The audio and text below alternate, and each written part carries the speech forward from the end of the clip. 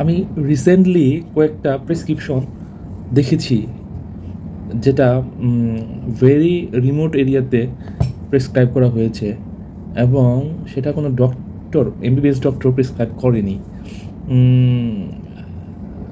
সেখানে ব্যথার জন্য অর্থাৎ একটা পেশেন্টের মাল্টিপল জয়েন্ট পেইন তাকে ব্যারিসিটিনিব দেওয়া হয়েছে, লেখা হয়েছে চলবে। তো যে প্রেসক্রাইব করেছে সে তো ডক্টর না আসলে, অ্যাকচুয়ালি যেটাকে বলে পল্লী চিকিৎসক, এবং সে খুব কনফিডেন্টলি ব্যারিসিটিনিব প্রেসক্রাইব করেছে পেশেন্টটিকে। অ্যান্ড ইভেনচুয়ালি পেশেন্ট অনেকটা ইমপ্রুভ। পেশেন্ট আমার কাছে এসেছে এবং আমি তার ইভালুয়েশন করেছি। সেখানে তার RA positive, anti CCP antibody positive, and সে কোনো ফার্স্ট লাইন ট্রিটমেন্ট পায়নি। আসলে সে mainly without an investigation and any determination of latent TB already biologics baricitinib পাচ্ছে। তো পেশেন্ট অলরেডি কিছুটা ইমপ্রুভ হয়েছে, তার ব্যথা নেই। তারপরও যেহেতু একটু দামি ওষুধ, 25 টাকা দাম খাচ্ছে, এই জন্য সে এসেছে যে মানে এই ওষুধটা ঠিক আছে কিনা সে রিভিউ করার জন্য আমার কাছে। তো সে যে প্রেসক্রাইব করেছে সে অনেকটা না জেনে করেছে হয়তো বা তাই, কারণ সে তো অলরেডি ফেজ 3 ট্রায়াল যে চলছে এই ব্যাপারটাতে সে জানে মনে হয় না।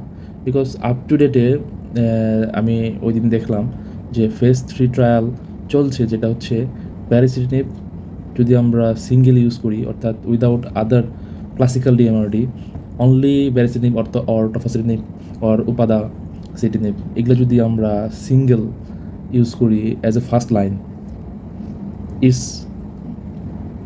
superior to methotrexate only। এরকম একটা study phase 3 ট্রায়ালে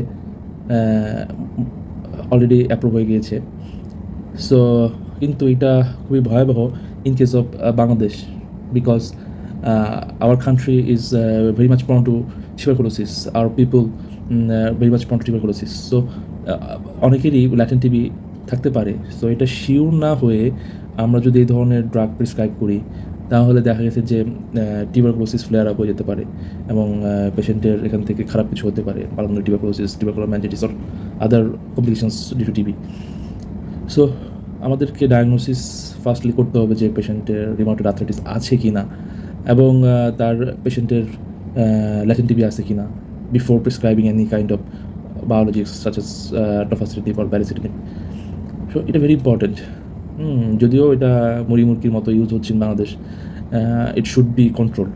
I think the people who are responsible for that should be mind that they should not use these just like just do a prescribe and to give it to the people.